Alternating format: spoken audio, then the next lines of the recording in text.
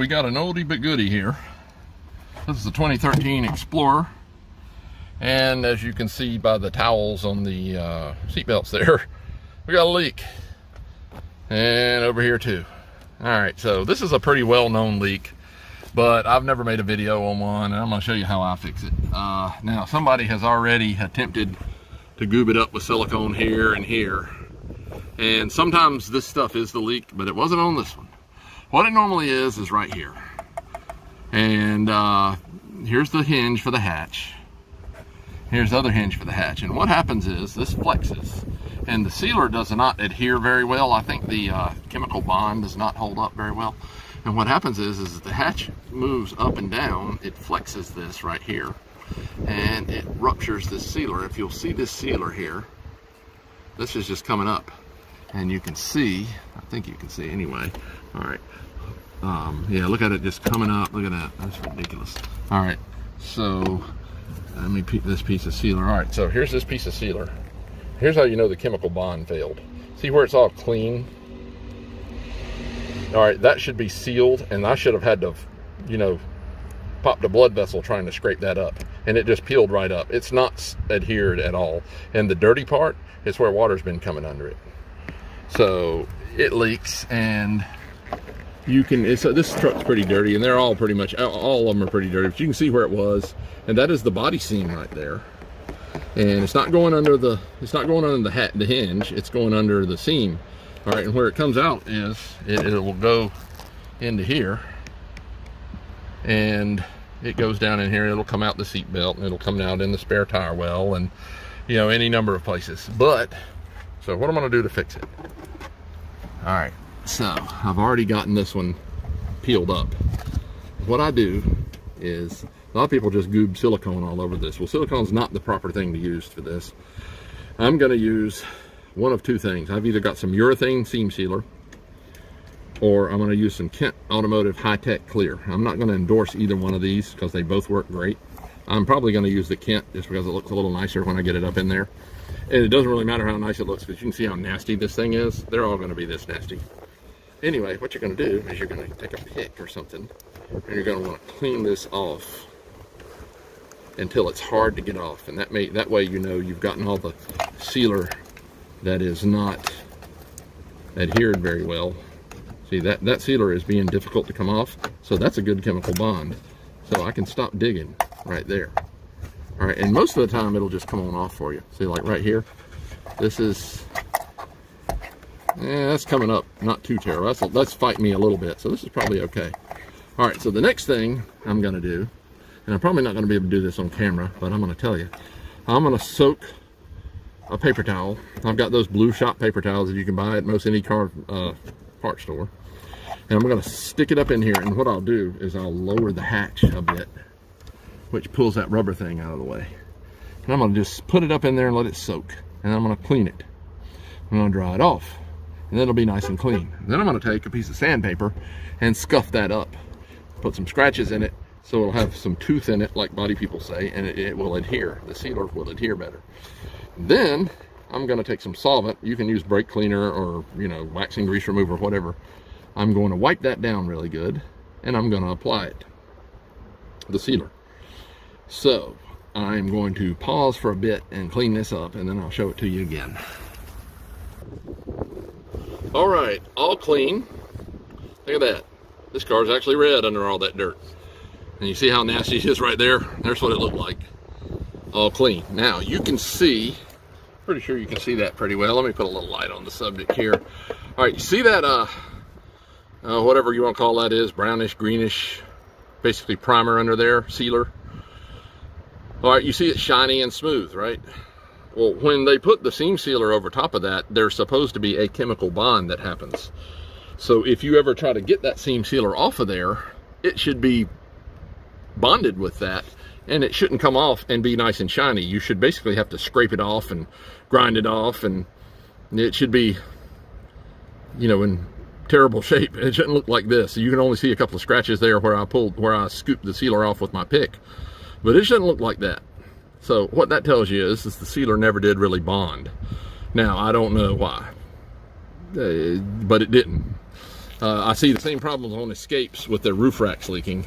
The mount points of the roof racks leaking, and the same problem will be when they screw the roof rack down, the sealer isn't bonded good, and it'll just peel up, and it'll be nice and shiny under there, and the sealer will be nice and shiny too, which indicates it never stuck. So here's the other side. Same deal, it's just not as big of a spot. All that other sealer there, I'm not going to take it loose because it's solid. I pulled and pushed and prodded and poked, and only that piece peeled up. So I'm going to seal all over all top of this. So the next step is we got to sand it. So normally what I just use is a little sanding block. Now this is going to be a trick with my, what I'm going to do is I'll pull it down and I'm going to sand it with this block. And all I'm going to do is try to get some scuff marks in that on either side of it, either side, and in that painted area or primed area, so my sealer will have a little tooth to bite into it and seal. Now my sealer would seal anyway. This is just a little extra insurance because, hey, I do this for a living and I don't want to have to redo it for free, because I do guarantee this for a year, although it's going to last a lot longer than that. So I'm going to pause again and do this. I'm back live and without a net. We have sanded it. It still looks shiny in my camera picture, but rest assured it's got scuff marks in it. You can see a little bit of it right there, I think. But I've sanded it. I have cleaned it with brake cleaner, so it is clean, prepped, ready for sealer. Now, I told you about my sealers earlier. I said I use either urethane or Kent Automotive High-Tech Clear. Now, I am not endorsed or whatever by any of these companies. I'm going to tell you what I use because I feel like it's an effective product. This is Kent Automotive High-Tech Seam Sealer Clear. Now, usually you can get them in little squeeze tubes. Currently, they've been out of those. But this you can only buy online, as far as I know. But this stuff is awesome. And it doesn't exactly flow, but it does kind of self-level a little bit, so it looks a little nicer. Even if you like take your finger and spread it around, it'll kind of self-level out and be nice and shiny, and it's just a nicer product. You can actually paint it. It's an acrylic. It is not urethane, and it is not silicone. So you can paint it. Yeah, you can actually mix paint with it if you want to. I'm not sure why you would, because you can paint right over top of it, but they say you can. All right, the other product I could use would be most any urethane seam sealer. That's probably what's in there anyway. But this Kent stuff I just happen to have, and I actually have some urethane too, but I can, this tube was closer to me, so this is what I'm going to use. Either one would work fine. What I'm going to do here, this is where it gets a little tricky. I've removed all my tools and everything out of this vehicle. And the reason why is, let me set this other stuff down. The reason why is, in order to seal this, you've got to kind of lower the hatch like this. So you can put some sealer in there and then spread it around with your finger. And you're going to want to spread it around and cover all of this stuff and kind of overlap it. And then if you'll notice this rubber thing, which is just a gap filler for between the hatch and the body, it's fairly high right here, but this is the way they normally are. You can see it basically touches right there. If I build up any sealer at all, it's going to stick in it, and then when I shut it, you're going to see it's going to lift away, and it's going to pull my sealer off and mess it up. So what I always do when I fix these, and I've been fixing these for just years and years now, and just never made a video on it. What I do is I tell people, hey, look, when I shut this, they got to stay shut for 24 hours. And it probably doesn't take it that long to skin up and seal, but 24 hours for sure gets it. So I'm not going to be able to do this, I don't believe, without, and hold the phone. But rest assured, I'm going to take this, and I'm going to gun this sealer up in there. Good bit of it. I'm going to press it down in here with my finger. I have gloves on my hand, as you've seen. And I'm going to spread it to either side, well to either side, all the way up against that hinge. And I'm going to do it while I have the hatch halfway closed. And then once I decide it looks good, I'm going to shut it and I'm going to walk away. And it's going to be fixed. So anyway, that should conclude. I'm going to pause this just in case I want to do a little epilogue. But that should pretty much do it. That will fix these. Now, whenever you have these apart, it's a good idea to seal this like this person already did. It's a good idea to put some sealer up in here like this person already did. But 9 times out of 10, that's not the leak. It might be a little bit of the leak, but it's not the leak. It's these. Every now and then you'll see one of these loose. Maybe once or twice ever I've seen one of these loose. It's almost always this.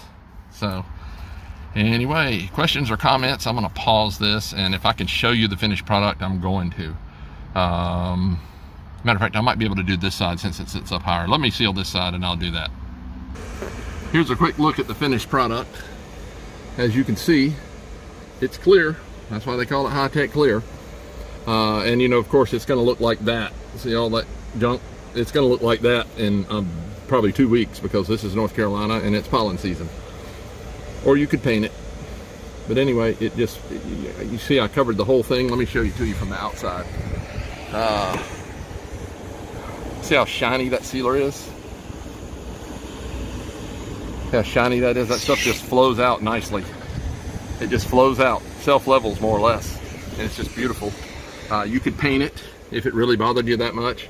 You could paint it. But there's the finished product. That is sealed, and that will remain sealed. I'm going to do the other side, which, as you can see, I can't really have the patch up because that's going to hit the sealer and that's going to stick into it. So anyway, questions, comments, let me know. There's your finished product, and that will last indefinitely.